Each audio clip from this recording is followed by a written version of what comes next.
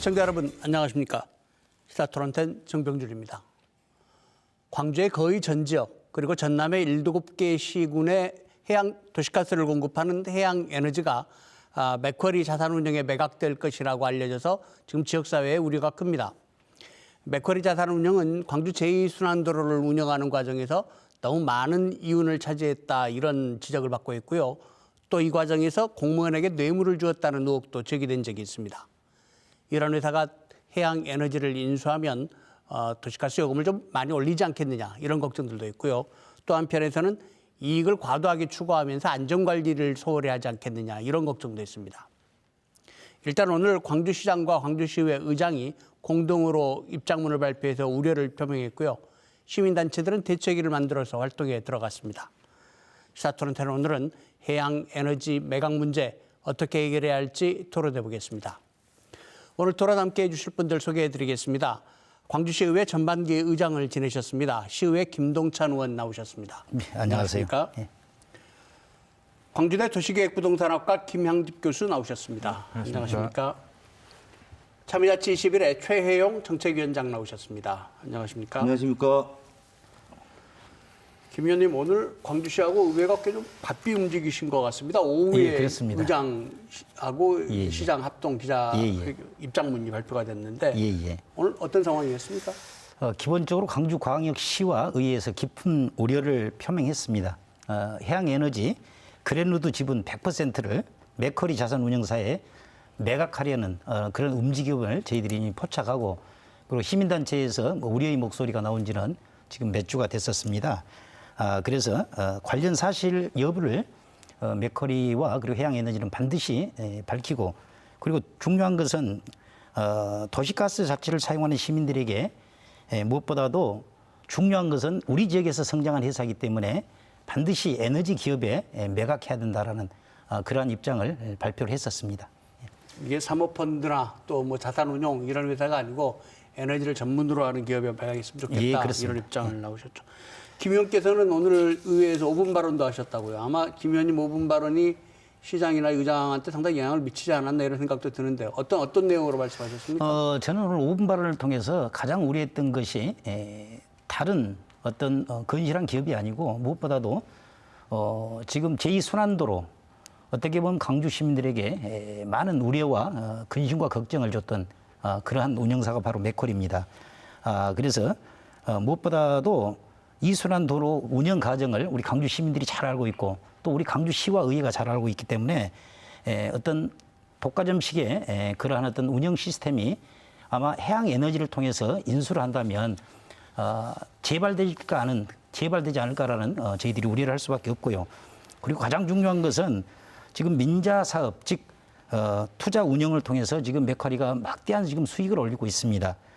그래서 무엇보다도 맥쿼리 입장에서는 그 해양 에너지를 통해서 또 새로운 자회사를 만들어내지 않을까 어떤 그런 우려에 대해서 저희 의회에서는 시민단체 그리고 우리 시민들과 관련 기관과 적극적으로 협조해서 그 인수를 반드시 막아야 된다라는 그러한 입장들을 오늘 제가 5분 발언을 통해서 표명했었습니다. 네.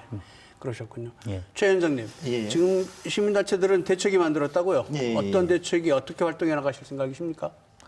예, 지금 대책위는 뭐 구성을 먼저 말씀해 드려보면 뭐 시민단체 그리고 노동계 그리고 뭐 진보정당 참여하고 있고요. 지금 먼저 저희가 첫 번째 전략으로 내세운 것은 도시가스 요금의 인하입니다. 지금 일련의 사태들이 왜 빚어졌는가 한번 곰곰이 생각해 보면 사실 맥쿼리가 이 해양에너지를 인수함으로써 얻을 수 있는 이익이 많다고 판단한 거 아니겠습니까? 그것은 어디에서 오냐? 전 두 가지에서 온다고 생각을 해요. 하나는 요금과 하나는 지금 임직원들이 이제 고생해서 만들어 놓은 이 회사를 먹겠다는 거죠. 저는 여기서 오는 좀 달콤한 과실이라고 뭐 맥쿼리가 생각한 것 같아서 우선 요금 인하부터 시작하려고 합니다. 네. 맥쿼리 자산운용이 어떤 회사인지 뭐 저도 모두에 잠깐 말씀드렸고 또 우리 김 의원께서도 잠깐 설명하셨습니다만 전체적으로 좀 맥쿼리 자산운용이라는 회사가 어떤 회사인지 최 위원장께서 좀 정리를 해줘 보시겠습니까? 간단히 소개해드려 보면요, 본사는 호주에 두고 있습니다. 그리고 세계적인 뭐 사회 간접 자본에다가 투자하는 회사고요. 이 맥커리라는 회사가 한국에 들어온 것은 2000년도에 설립을 하게 되고 그리고 뭐 고속도로, 철도, 항만 주로 이 사회 간접 자본 시설에 투자를 합니다. 우리한테는 뭐 잘 알려진 뭐 국제 뭐 인천 국제 고속도로와 그리고 뭐 천안 논산간 고속도로 또 우리 광주 지역에는 제2수환도로를 운영을 하고 있죠. 뭐 제2수환도로에 대한 이야기는 뭐 나중에 조금 시간이 나면 더 해드리겠습니다. 예, 그렇죠. 김 교수님, 사실은 이 도시가스라고 하면은 지금 이제 거의 가정마다 아파트는 거의 100%고 또 단독주택도 뭐 이미 많이 들어가 있지 않습니까? 네.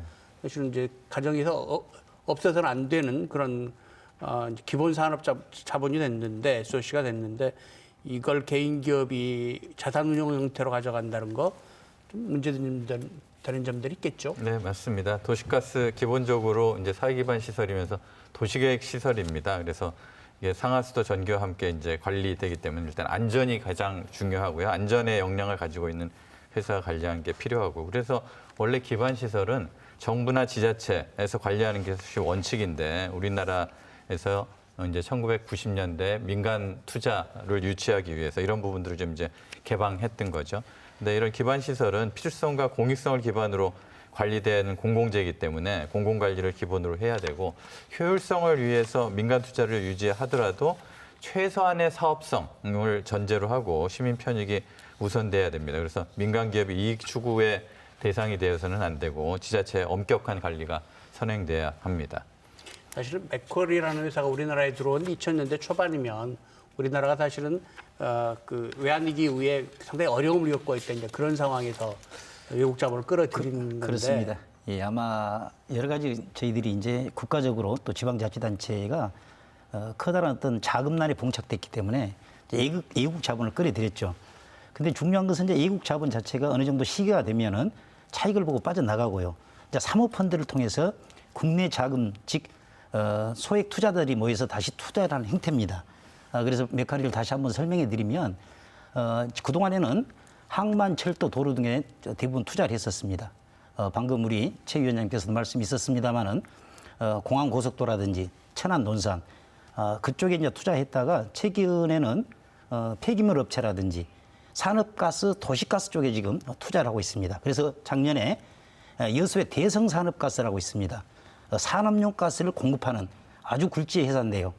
LG 디스플레이라든지 SK 하이닉스 그리고 GX 칼텍스에 산업용 가스를 공급하는 그런 회사인데 무려 2조 원의 그 회사를 매입을 했었습니다. 그래서 엄청난 자금난을 가지고 있는 회사라고 또 말씀드릴 수 있겠습니다. 이런 회사가 해양 에너지를 인수하려고 한다는 건 그만큼 해양 에너지가 사실은 아까 최 위원장 잠깐 말씀하셨지만 좋은 기업이기 때문에 그분들 입장에서 볼 때는 상당히 도움이 되기 때문에 그러는 거 아니겠습니까? 아까 잠깐 설명을 하셨는데 맥쿼리 자산운용 왜 해양 에너지를 인수하려고 하는 걸까요? 맥커리 자산운용 입장에서는 지금 저는 몇 가지 좀 추정을 할 수밖에 없는 거죠. 사실 지금 맥커리 자산운용은 아까 말씀하셨다시피 좀 유동성이 지금 풍부하고 있습니다. 네, 새로운 투자처, 안정적인 투자처를 주로 타깃을 잡는데 그런 투자처가 대목에 많지가 않고 이런 독점 그리고 공공재를 다루는 이런 곳이 투자처가 맥커리 눈에는 보이게 되는 거죠. 그래서 이제 우리 해양 에너지를 살펴보게 되는데 저는 좀 의구심이 드는 부분이 있습니다. 지금 너무나 금액을 세게 불렀어요, 맥커리가. 지금 언론에 알려진 것에 의하면은. 그렇다면은 해양 에너지를 과연 지금의 수익 구조로 그대로 유지할 수 있을 것이냐, 맥커리가. 전 여기에 좀 의구심을 좀 갖고 있거든요. 그렇다면 어떤 변화를 가져올 거란 말씀이신가요? 저는 지금까지 맥커리가 제2수환도로만 말씀을 드려보면 그 운영 방식이 있습니다. 자본 구조를 변경을 해요. 그래서 채무를 늘려가서 이자 비용을 늘리게 되고요. 그리고 그 이자 비용은 가스 요금에 반영이 되도록 되어 있습니다. 그렇기 때문에 요금 인상을 하지 않을까 하는 우려를 좀 하고 있습니다. 네. 좀 추가적으로 보충 설명을 드리면 그 사회 기반 시설에 대한 이런 민간 투자 사업이 예전에는 비용이 많이 들고 이익을 내기가 어려운 구조였는데 우리가 그동안에 몇 차례 그 인센티브를 좀 과도하게 주면서 지금은 굉장히 수익성이 높은 사업이 됐습니다. 그 우리 민간 투자법에 보면 이 사회 기반 시설의 민간 투자에서 최소 운영 수익 보장 제도라는 게 있습니다. 그래서 이게 적자가 나지 않도록 지자체나 정부에서 운영 수익을 보장해 주는 제도가 있고요.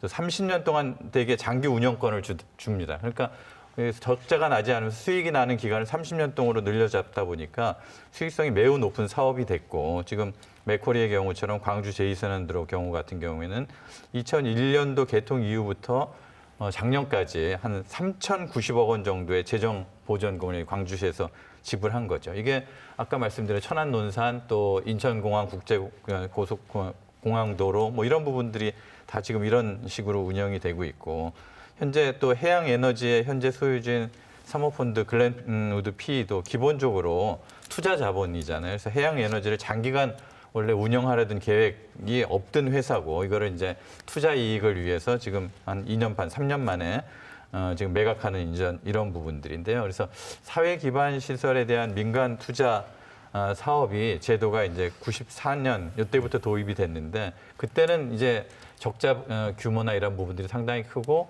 민간 투자를 이끌어내야 되기 때문에 이제 과도한 인센티브를 줬는데, 지금과 같은 방식의 지금 여건에서는 이런 불합리한 사업 구조나 규정 등을 좀 전면적으로 개편해야 될 시기가 된 것 같습니다.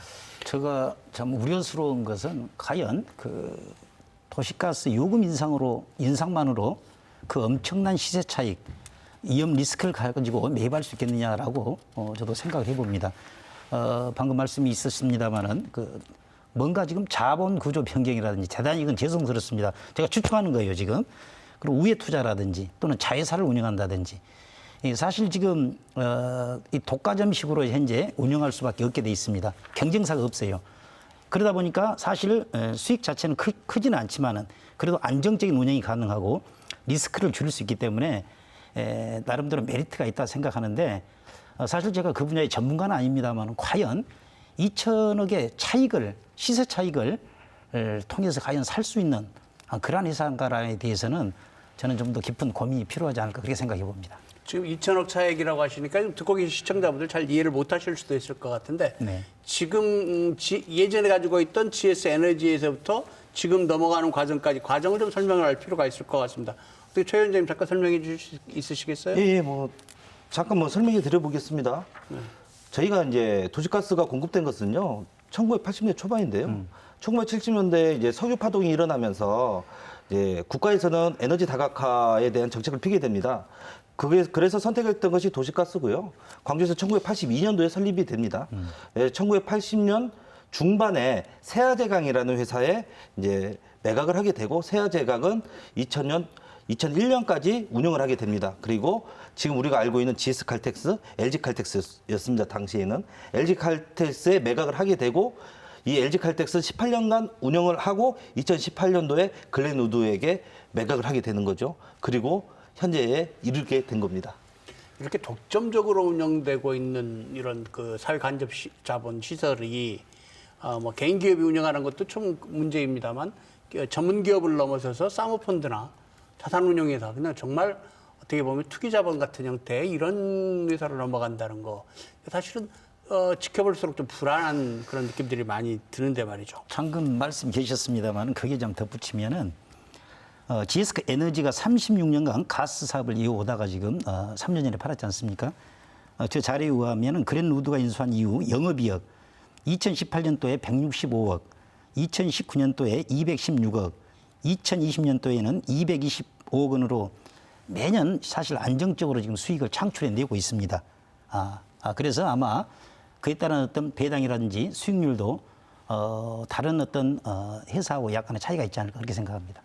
김 교수님, 이런 식의 이게 사실 완전 독점이지 않습니까? 맞습니다. 네. 일반적인 사기업이라고 하면 경쟁 구조 속에서 이익을 창출해야 되는, 그게 맞는 길인데, 이렇게 독과점 형태 이런 문제가 없을까요?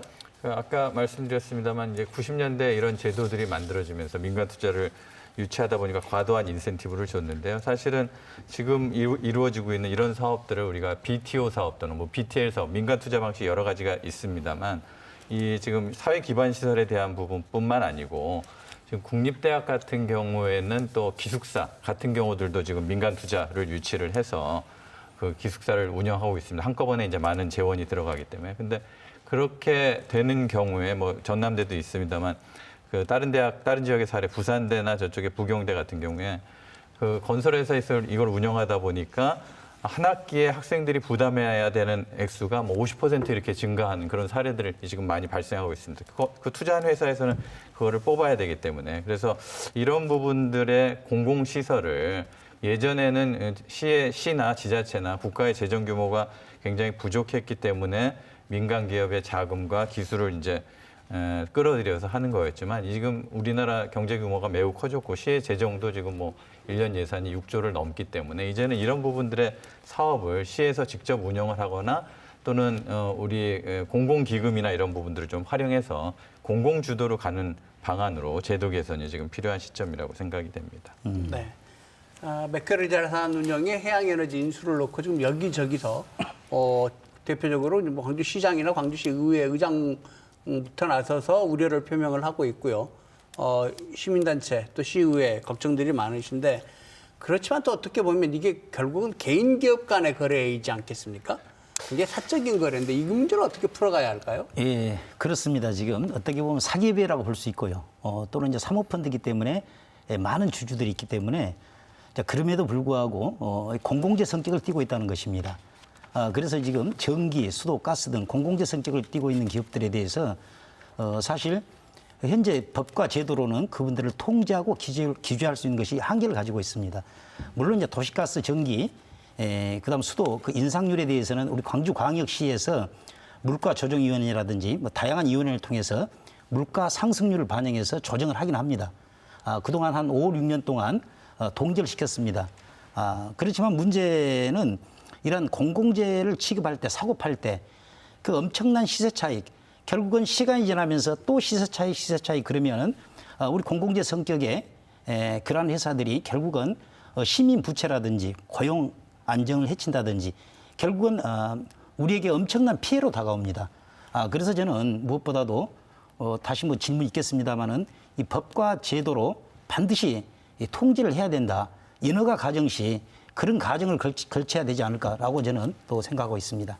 네, 그 덧붙여서 말씀드리면 공영화 이게 민영화 그 동안에 이제 쭉 해왔던 부분들은 아까 말씀드린 대로 이제 공공 사이드에서 그런 부분들을 관리할 역량이나 재원이 부족했기 때문인데 이제 앞으로 이런 부분들을 민영화할 때는 그 해당 운영하는 기업들의 재정이나 기술 역량, 그다음에 전체적으로 시민 편익과 요금에 미치는 영향들을 좀 면밀하게 검토를 해서 이걸 민영화하거나 민간 투자를 유치하는 부분들을 검토를 해야 될 것 같고요. 우리 버스 준공영제도 상당 부분 이제 지원금, 시의 재정 부담을 주기 때문에 여러 가지 해결 과제들이 있습니다. 아까 말씀드린 대로 지금 이제 민간 투자법을 좀 개정해야 될 필요가 있는데 아까 최소 운영 수익 보장 또 30년 동안 장기적인 독점 구조 이런 부분들 좀 불합리한 부분들을 개선을 좀 해야 되고 또 이게 도시가스가 도시계획 시설이기 때문에 그 관련 규정을 엄격하게 적용해서 관리 감독을 좀 해야 된다고 봅니다. 그 도시가스 사업법에 보면 그 우리 시도지사나 또 산업통상부 장관이 이런 부분들에 대한 사업 계획이나 이런 부분들을 뭐 허위로 받았다거나 안전관리 규정 변경 명령이나 이런 걸 위반했다거나 필요한 보고를 하지 않았을 경우 사업에 관한 보고를 허위로 했을 경우에 이게 인허가나 이런 부분을 취소할 수 있거든요. 그래서 그런 관리 부분들을 엄격하게 좀 해서 공공적인 관리가 될 수 있도록 하는 방안도 적극적으로 검토해야 될 것 같습니다. 시민단체 입장에서도 대책을 마련하는데 여러 가지 방안들을 찾고 계실 것 같은데 어떤 방안이 있다고 생각하십니까, 이 문제 풀? 저는 2013년도에 그 서울 지하철 9호선을 해결한 방향 그리고 대구의 범안로를 해결한 방향 그 방향에서 대책이 나와야 되지 않겠느냐. 물론 이제 광주시와 시의회의 적극적인 도움이 있어야 됩니다. 어떻게 했냐면요. 일단 시민 공모를 합니다. 그래서 채권형으로 시민들한테 투자를 받게 되고 그러니까 수익에 따른 배당이 아니라 채권에 대한 이자를 주게 되는 거죠. 그래서 이제 고정 이자로 주게 되는 거고 이제 서울시 입장에서는 기왕 줄 돈이라고 하면 시민에게 주겠다 이거죠. 이런 시민 공모 방식이 있을 것이고 아무래도 광주에게는 좀 낯선 이야기이기 때문에 이제 광주시와 광주시의회가 뭐 도시공사를 통하든 아니면 다른 기관을 통하든 좀 적극적으로 나서서 검토를 해볼 사안이다. 저는 좀 이런 생각을 좀 해봅니다. 그게 이제 처음에 회사를 만들었을 경우에는 가능한데 지금 이미 시세 차익이 지금 몇 번 회사가 인수하는 과정 속에서 벌써 이제 8,200억 대입니다. 곧 있으면 이제 거의 뭐 1조 대. 그래서 엄청난 지금 그 시세 차익을 그래서 저는 앞으로 모든 공공시설이라든지 또는 공공재는 그렇게 해야 한다고 저는 보고 있어요. 지금 현재 제도를 좀 이렇게 바꿔야 한다는 것에 대해서 적극 찬성합니다. 보통 지금 독립채산제를 운영하는 공공기관이 있고 공공 분야가 있고요. 그리고 MRG 방식으로 해서 최소 수입을 보장해 주는 것. 그리고 MCC 방식이라 해서 최소 비용을 보장해 줍니다. 그래서 저희들이 잠시 뭐 토론할 것으로 생각하고 있습니다만은 제2순환도로가 문제점이 발생해서 거기에서 MRG 방식에서 MCC 방식으로 해가지고 저희들이 1,000억 정도의 우리 강주시 혈세를 저희들이 전략할 수 있었습니다. 그래서 이제 제도 개선이 반드시 필요하다. 저는 그렇게 생각하고 있습니다. 근데 제가 이 토론을 진행하면서 좀 걱정스러운 대목 중에 하나는 지금 최영 위원장이 이야기하신 서울 사례 같은 거, 서울 지하철 9호선에서 결국 이제 맥쿼리가 떠나긴 손을 떼긴 했는데 이런 게 한 주체가 한쪽이 다 공공기관이었잖아요. 서울시거나. 그래서 뭔가 문제가 풀릴 수 있었지만 이건 순전히 사적인 기업과 기업의 관계란 말이죠. 이 거래를 공공이 어떻게 관여할 수 있겠느냐. 걱정스러운 대목이 꽤 있어요, 사실은. 뭐 잠깐 말씀드려보면은 아까 우리 김동철 의원님도 말씀을 하셨지만 사실 공공재를 다루고 있는 기업은 독점 기업으로서의 상당한 어드밴티지를 받고 있습니다. 이것이 이제 시장경제 체제 내에서는 뭐 가격의 합리화나 뭐 경영 합리화를 얘기하겠지만 독점 체제 내에서는 사실 직원들 쥐어짜는 거거든요. 직원들 쥐어짜고 요금 시민들한테 좀 올리고 좀 이런 구조거든요. 이런 구조를 과연 시장 체제에 그냥 두는 것이 맞느냐. 사실 경제학에서도 시장 실패가 그냥 일어난다고 표현을 합니다. 이런 부분은 말씀하신 대로 법과 제도가 상당히 규제를 해야 됩니다. 그리고 이건 조금 더 나아가서 말씀을 드려보면은 저는 수익률이 지금 당제대출 이자율이 4.6%이기 때문에 수익률이 그 30%인 6%를 넘어가게 되면 저 사실 특혜라고 생각을 해요. 아까 뭐 나중에 또 수환도로에서 이야기를 하겠지만 시에서 재협상해서 9.8% 그것도 세금 일부 더해주고 좀 우리 시민들도 또 돈 좀 그렇게 좀 벌게 좀 해주시죠. 그래서 아마 그것은 좀 잠시 후에 아마 다룰 걸로 봅니다만. 아마 지금 저 제2순환도 얘기를 토론자들이 빨리 하고 싶어 하시는 것 같아요. 그 얘기 먼저 하겠습니다. 지금 맥쿼리가 운영하고 있는 제2순환도로 지금 많이 상황이 좋아졌습니까? 그때 한때 협상인 난항이기도 하고 사실은 좀 불미스러운 일도 있었죠. 관련 공무원이 뭐 세상을 떠나기도 하고 이런 것도 있었는데 지금 상황은 어떻습니까? 지금은 좀 잠잠합니다만은 사실 저희들이 재협상 과정에서 아직도 시 측에서는 전문성이 좀 부족하고 그리고 이제 저희들이 교통연구원에 원래 용역을 의뢰했었습니다. 근데 통행량, 수용량이라든지 수요량이라든지 전반적으로 좀 미흡했던 건 사실입니다. 그래서 이제 제2순환도로 우리 시청자분들께서 보고 계시기 때문에 사실 제2순환도로 1일 구간은 지금 두안 IC에서 소태 IC입니다. 5.67km고요. 그리고 제3-1 구간은 효덕 IC에서 그리고 풍암 IC까지입니다. 여기는 3.53km예요. 그리고 4구간은 지금 마륵동에서 이제 신가동인데 4.56km인데요. 이제 거기에 저희들이 아까 MRG 방식을 통해 가지고 MRG 방식은 최소 수익을 보장해주는 방식입니다. 그런 방식을 통해 가지고 그동안 무려 약 한 3천억이 넘는 비용을 그동안 보존해 줬었습니다. 그런데 이거 잘못됐다. 많은 전문가들이라든지 시민단체라든지 의회에서 그렇게 해서 민간투자법 제46조와 47조에 의해서 재협상 및 그리고 공유처분이 가능하다. 그렇게 나와 있습니다. 그것이 사회간접자본 투자에 관련된 법에 나와 있어요. 그래서 2016년에 재협상을 통해서 결국 MRG 방식에서 MCC 방식으로 해서 이렇게 바꿨습니다. 재협상을 통해서. 자, 그런 과정 속에서 그 협상도 결국 잘못됐다. 그래서 이번에 국정감사를 통해서 국회의원 이영석 국회의원께서 그 문제점을 이영석 국회의원님께서는 시의원 출신이에요. 시의장 출신이기 때문에 너무나 그 문제를 잘 알고 계십니다. 그래서 다시 재협상을 다시 해라는 것이 지금 국회의원이라든지 아니면 시라든지 우리 시민단체 그리고 시민들이 아마 생각일 것입니다. 예.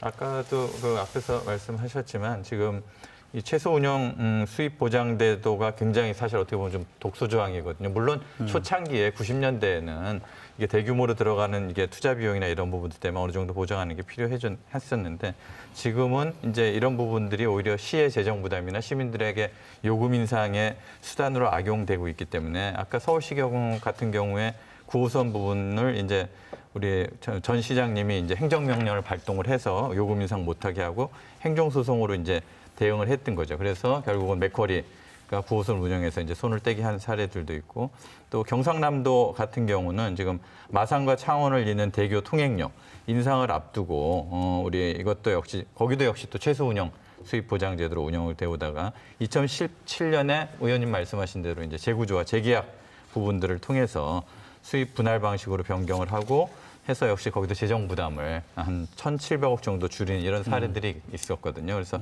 이 부분들 이게 건건이 지자체에서 대응하기엔 상당히 한계가 있기 때문에 아까 말씀드린 대로 법과 제도 개편을 통해서 이 최소 운영 수입 보장 제도를 조금 더 손을 대서 이제 지자체의 부담을 좀 덜어주는 그런 방향으로 제도 개선이 지금 필요한 시점인 것 같습니다. 최 위원장님, 맥쿼리 관련해서 제2순환도로 건은 한 20년 전에 했던 최초 협상도 문제고 또 뒤에 한 재협상도 문제고 다 문제라는 거 아닙니까 지금까지? 예, 그렇습니다. 이게 처음부터 좀 뭐 잘 할 수 있었던 방법은 없었나요? 왜 이렇게 됐을까요? 저는 항상 좀 주장하는 것 중에 하나가 제일 처음에 사업을 시작할 때 예상 그 통행량이라는 게 있습니다. 이 예상 통행량을 이제 측정을 하고 그 금액을 가지고 사실 뭐 협상을 하게 되는데 그럼 예상 통행량을 잡는 것이 상당히 중요하죠. 근데 1구간 같은 경우는 사실 뚜껑을 딱 열어보니까 예상 통행량의 40%밖에 나오지 않은 겁니다. 그래서 저는 좀 우스갯소리로 그런 얘기를 해요. 차라리 왜 이거 용역 들여서 맡겼냐. 차라리 점을 치지. 뭐 이런 얘기도 하는데 좀 우스갯소리인데 좀 웃어주시죠. 어찌됐든 그러다 보니까 상당히 재정 지원금이 많은 거예요. 근데 이제 지금은 이제 조금씩 많은 민자 사업에서 많이 좋아지고 있습니다만은 그것이 이제 첫 번째 협상 과정에서 문제점이었고요. 두 번째 이제 재협상 과정에서의 문제점은 뭐 결론부터 말씀드려보면 너무 과도한 수익률이라는 거죠. 9.8%라는 과도한 수익률은 사실 독점 기업한테 주기에는 너무 과한 거다. 이렇게 판단하는 거고 이 재협상 과정을 또 살펴보게 되면 사실 뭐 한 가지 뭐 단적인 예로 말씀드려보면은 맥쿼리 측에서 내놓은 컨설턴트와 광주시에서 내놓은 컨설턴트가 같은 사람인 건 아시죠? 이것이 과연 광주시와 광주 시민에게 유리하게 이 협상이 갈 것인가 하는 문제점이 하나 있는 거고 또 하나 거기에 정치 브로커가 끼어서 이번에 판결문이 나왔죠. 이 정치 브로커는 금권, 이권을 통해서 공무원과 기타 관계자들을 전부 매수하게 됩니다. 이것이 판결문에 나온 거잖아요. 이런 과정을 통해서 재협상을 한 것이 과연 옳게 했느냐 판결문은 그렇게 나와 있습니다. 그러한 방식을 통해서 맥쿼리에게 유리하게 재협상을 유도했다. 이게 판결문 아닙니까? 전 그래서 이제 재협상 과정도 사실 문제가 있다. 근데 한 가지 이제 3-1구간이 있는데 그건 아예 시작도 못하고 있지 않습니까? 네. 옛말에 이 자라보고 놀란 것은 소뚜껑 보고 놀란다는 얘기가 있습니다. 사실은 어떻게 보면 이 제2순환도로하고 해양에너지는 구조가 많이 다르거든요. 하나는 광주시가 주체고 하나는 또 개인 기업들 간의 거래. 굉장히 구조가 다른데 그러나 이 제2순환도로를 그 처리하는 또 방금 최 위원장 설명하는 대로 협상하는 과정에 맥쿼리 자산운용 행태를 보면서 광주 시민들이 좀 걱정을 안 할 수가 없게 됐어요. 자, 이 문제 이제 어떻게 풀어야 하는지가 중요한데 이제 그 문제를 이제 풀기 전에 네. 아마 이런 것 같습니다. 보통 우리가 1960년대 아마 70년대에는 아까 교수님도 말씀 계셨습니다만은 어떻게 보면 제조, 항공, 운수 이쪽 분야에 그 민자 자본이 많이 들어왔고 8, 90년대 이제 본격적으로 해서 해외 자본이 항만, 철도, 도로 이쪽이거든요. 근데 이제 민자 자본 유치에 대해서 사실 좀 이해가 부족했고요. 특히 이제 지방자치단체에서는 그게 더 심했던 것 같아요. 그러니까 이제 국내 민자 자본의 어떤 허점 그리고 관련 법규의 허술함으로 인해서 자본 구조를 왜곡해도 거의 문제점을 저희들이 빨리 체크하고 잡으면 괜찮은데 거의 좀 저희들이 부족했던 것 같고요. 그래서 아까 통행량이 왜곡된다든지 이런 것도 사실은 저희들이 충분하게 뭐 교통 영향 평가라든지 했을 거예요. 그럼에도 불구하고 그 왜곡된 기본 데이터를 바탕으로 했기 때문에 아까 MRG 방식으로 너무 많은 혈세를 낭비를 했다는 것입니다. 저는 좀 안타까운 것이 아까 말씀드렸습니다만 제2순환도로 1구간 도암 소태 지난해까지 무려 3,092억 원을 저희들이 국민 혈세가 들어갔습니다. 그리고 제2순환도로 3-1 풍암IC에서 효도가이시 지난해까지 837억 원 재정 보정을 했었습니다. 앞으로 아마 2028년까지 제1구간은 그리고 3-1 구간은 2034년까지입니다. 그렇게 해서 앞으로도 엄청난 강주시 재정이 투입돼야 되는데 저는 이 문제에 대해서 다시 한번 저희들이 시의회에서도 또 시민단체와 함께 논의를 해봐야 된다고 그렇게 생각합니다. 제2순환도 도로 문제도 예. 재검토가 필요하다. 예. 제가 질문을 드리는데 지금 얘기가 자꾸 제2순환도로로 가시는데 예. 해양에너지 이거 어떻게 풀어야 된다는 거죠. 지금 그러니까 지금 우려의 목소리는 계속 나오는데 시민들이 듣기에 이게 이렇게 하면 되겠다 싶은 답은 안 나오고 있는 것 같거든요. 민간 투자 사업 부분에 대해서 조금 대안을 좀 말씀드리면 네. 이게 아까 이제 제2순환도로 같은 경우도 그렇고 이제 지금은 물론 말씀하신 대로 이게 해양 에너지 부분들이 이게 민간 기업이라서 조금 다른 구조긴 하지만 민간 투자 사업 민자 유치를 할 때 민간 투자 회사로 규정한 게 반드시 그 개인 기업이나 사기업일 필요는 없습니다. 거기에 투자 주체는 민간 부분에만 한정된 게 아니고 공사라든가 또 정부 투자기관이라든가 지방공사라든가 이런 데들도 투자할 수가 있거든요. 그래서 그 뭐 제2순환도로를 비롯해서 거기에 들어가 있는 그 민간 지분에 대한 부분들을 이 공공기관에서 좀 사서 그 비중을 좀 이렇게 줄인다거나 하는 방법으로 그 지분을 좀 연차별로 이렇게 매입을 한다거나 해서 그 인수하는 제도 개선이나 이런 부분들이 필요합니다. 그러면 이제 거기에 지분이 줄어들기 때문에 지급해줘야 되는 그런 그 보전금들도 상당히 이제 줄어들게 되고 그래서 원가 공급이나 이런 부분들도 상당 부분 이 해양 도시가스 같은 경우는 공개를 좀 해야 되고 정보 공개를 좀 해야 되고 또 하나 다른 방식은 이 제2순환도로 같은 경우에는 전적으로 이 운영 수익으로 그거를 보존하잖아요. 근데 다른 나라의 사례들이나 이런 것들을 보면 우리나라 규정에도 있습니다만 부대 사업을 이용해서 그 적자를 또 보존해주는 방식도 있습니다. 그러니까 요 제2순환도로 운영은 그냥 원가로 해서 운영비만 거두게 하고 별도의 이제 부대 사업을 통해서 적정한 수준의 이익을 지금 아까 우리 최 위원님 말씀하신 대로 지금은 굉장히 과도하게 책정이 돼 있는데 적정한 수준의 이익으로 다시 재조정을 해서 민간 기업에 제공을 하는데 거기에 이제 여러 가지 물류 터미널이라든가 관련된 대규모 점포나 도매 배송 서비스, 뭐 집배송 센터 이런 부분들을 통해서 사업권을 좀 주고 대신 거기서 적정 이익을 얻도록 하는 것도 하나의 또 이런 다른 방법으로 사용할 수 있는 또 수단입니다. 오늘 패널 분들이 제가 태양 에너지에 대해서 질문드리면 자꾸 제2순환도로로 돌아가시거든요. 이 제2순환도로 쪽에 맺힌 게 많으셔서 그런 것 같은데 다시 해양 에너지 쪽으로 제가 이 질문을 다시 드리겠습니다. 최 원장님, 지금 가장 큰 걱정이 만약 이 거래가 성사되고 난 뒤에 도시가스 비용이 오르지 않겠느냐 이게 지금 시민들이 아마 피부로 닿는 가장 큰 걱정일 거예요. 예. 이 가격을 유지할 수 있는 방법은 있습니까? 지금 이 가격을 유지할 수 있는 방법은 사실 뭐 쉽게 표현하면요. 매크한테 매각이 되지 않으면 됩니다. 이렇게 말씀을 드릴 수밖에 없는 것이 뭐냐면은 아까 우리가 계속 제2순환도로로 계속 회귀한다고 하시는데 이게 뭐냐면 맥쿼리가 어떻게 운영을 해왔는지 우리가 가까이서 볼 수 있는 상황이 이 이순환도로이기 때문에 그랬던 거고 그러니까 자본구조 변경을 사실은 저 사모펀드가 아까 우리 의원님이 말씀하셨다시피 문제예요. 사모펀드도. 왜냐하면 대부분 단기 차익을 노리고 가서 이번에도 2,000원 이상의 뭐 단기 차익이 나올 것 같은데요. 사실 뭐 미래에 대한 고민 안 하죠. 3, 4년 내에 단기 차익만 노리고 가는 거기 때문에 저는 그래서 뭐 다시 돌아와서 이제 말씀을 드려보면 저는 대안으로서의 하나 아까 뭐 시민펀드도 말씀을 드렸지만 대안으로서 하나가 또 이제 국민연금이 아닌가 또 생각을 해봐요. 그래서 내가 쓰는 이 도시가스 요금, 내가 내는 또 이 도로 통행료 이러한 것들이 국민의 시민의 노후의 삶을 보장해 준다. 이것도 뭐 괜찮은 구조라고 좀 생각은 해봅니다. 차라리 개인 기업에 차라리 제가 아까 말씀을 해주셨기 때문에 좀 더 구체적으로 좀 대안 한번 말씀해 보도록 하겠습니다. 예. 현재 구체적인 지금 인수회사가 지금 아직 나오진 않았습니다만 서너 개 회사와 지금 협상 중인 것으로 알고 있고 시기는 아무도 모릅니다. 그럼 비밀 협상이 되고 있기 때문에 해양 에너지 관계자들도 잘 모릅니다.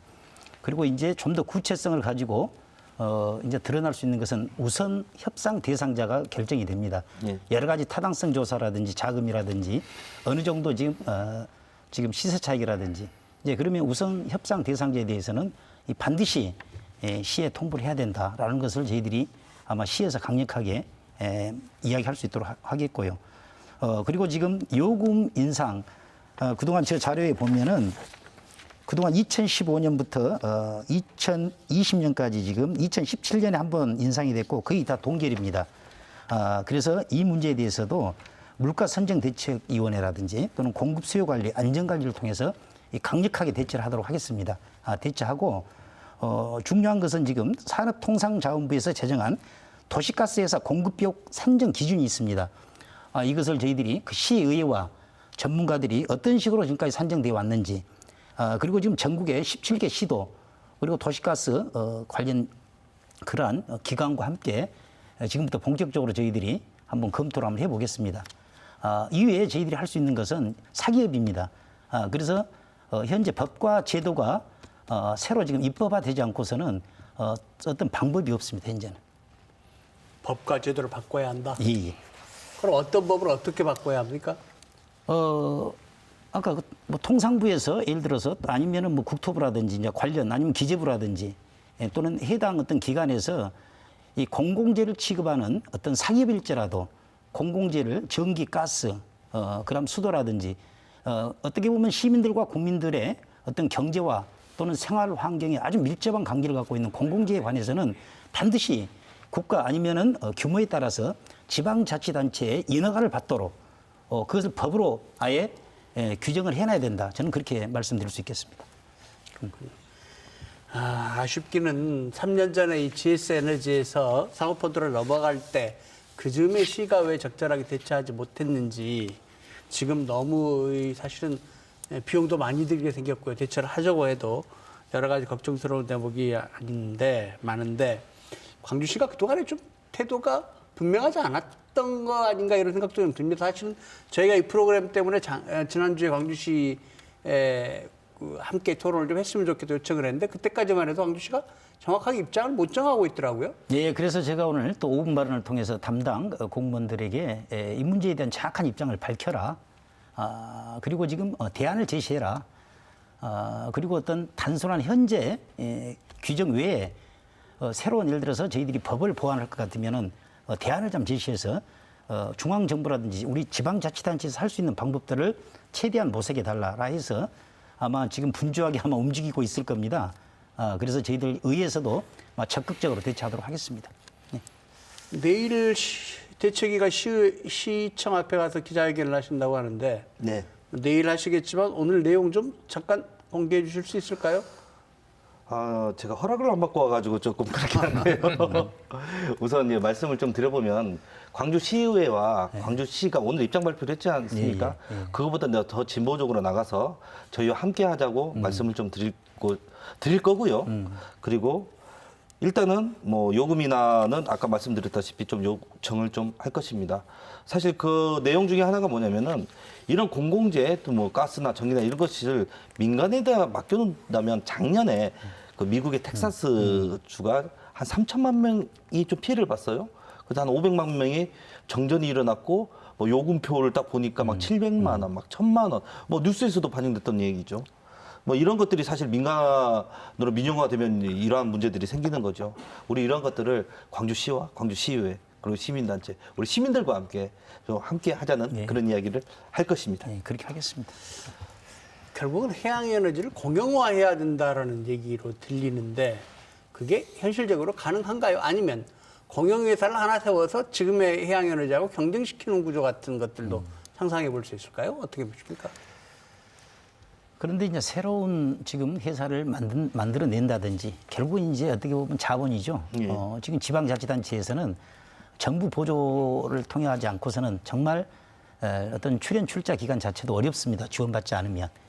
그리고 방금 서두에도 말씀이 계셨습니다마는 처음에 시작을 했었으면은 시민 펀드라든지 뭐 시민주를 통해서라든지 가능한데 이미 오를 대로 오른 단계입니다. 그래서 지금 정말 저희들이 방법을 찾기가 참 쉽지 않다. 그래서 저희 광주광역시 의회 또는 시민단체 그리고 또 교수님, 그 전문가 집단들이 좀 모여서 이 문제에 대해서 아주 심도 있는 논의와 토론, 그리고 대안과 정책들을 좀 저희들이 만들어내야 될 것으로 그렇게 지금 생각됩니다. 네, 공영화 추가적으로 좀 말씀드리면 이제 그 시의 운영 능력이라든가 아까 말씀드린 대로 이제 재정이라든가 뭐 시민편 여러 가지들 면밀하게 검토해서 이제 과도한 적자가 나지 않도록 이제 운영하는 것이 이제 필요한데요. 단기적으로는 아까 말씀드린 대로 사회 간접 자본 시설에 대한 민간 투자법의 그 여러 가지 불합리한 규정들, 아까 말씀드린 대로 그 최소 운영 수익 보장이라든가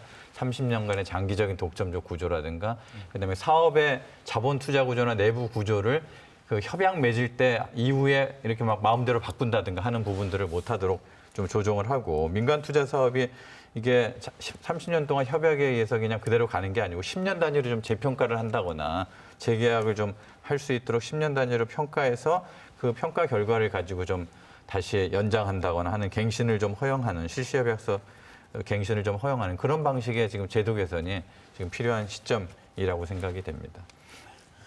어쩌면 태양 에너지 이 문제를 통해서 우리 사회가 이 SOC 기본적인 SOC를 민간 자본에게도 맡겨둘 것이냐에 대한 근본적인 논의들이 좀 필요할 것 같고 그를 통해서 뭐 법에 대한 재정 개정 이런 얘기들까지 해야 될 것 같은데요.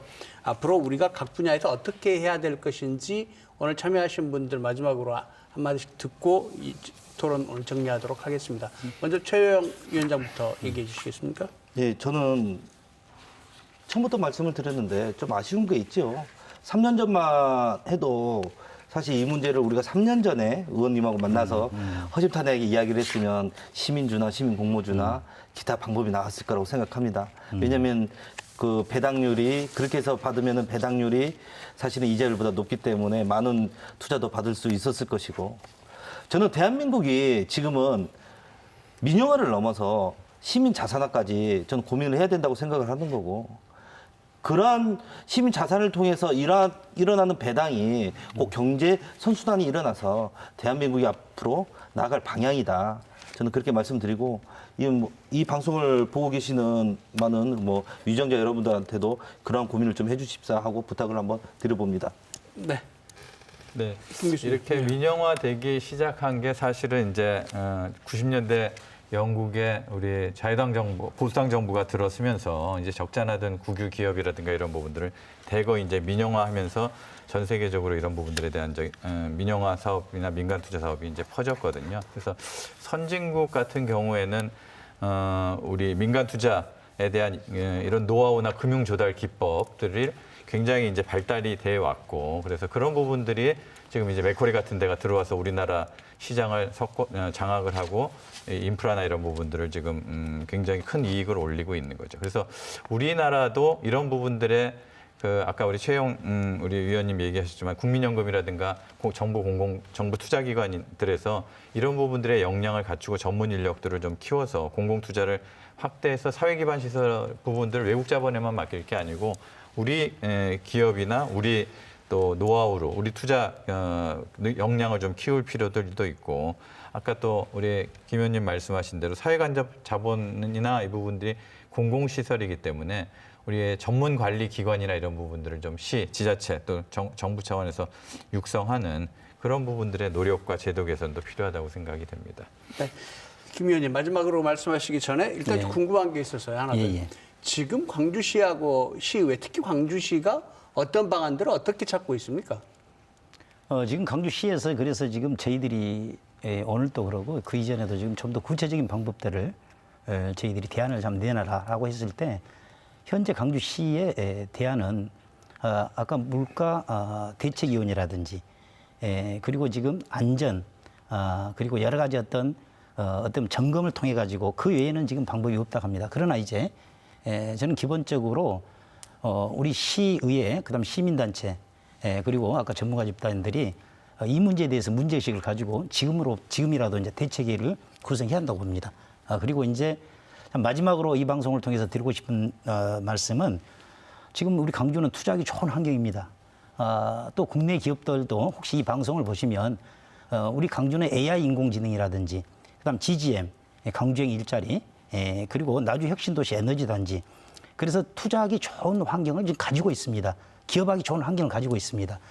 그래서 우리 강주시에서도 정말 기업하기 좋은 친환경 도시를 만들어 갈 것이고요.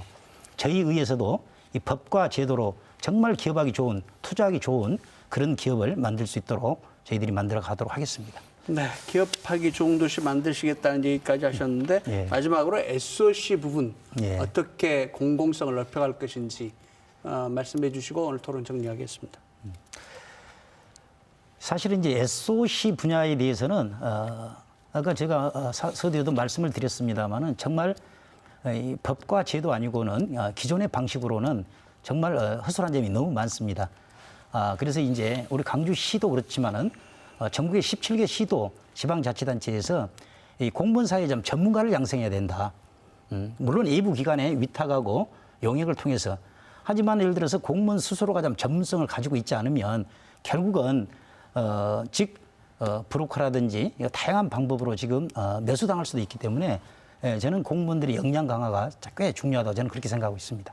사실은 이런 문제들이 시 입장에서는 흔한 일도 아니고 예. 정말 뭐 10년, 20년가에 한 번 있을까 말까 한 일이어서 공무원들이 역량을 갖추기가 쉽지 않을 것 같은데 어쨌든 당면한 현안으로 떠오른 만큼 시나 지역사회가 함께 잘 대처했으면 좋겠습니다. 오늘 함께 해주셔서 감사합니다. 예. 예, 감사합니다. 네, 고맙습니다. 오늘 토론회를 통해서 해양 에너지에 대해서 사실 걱정들은 많은데 뾰족한 방안은 아직 지역사회가 찾지 못하고 있다 이런 생각이 드네요. 시장, 시의장, 시민단체 모두 나섰으니까 이 문제를 해결할 수 있는 효과적인 방법을 빠른 시일 내에 찾을 수 있기를 바랍니다. 시사토론 10 오늘 순서 여기서 마칩니다. 다음 주 화요일 이 시간에 다시 찾아뵙겠습니다. 안녕히 계십시오.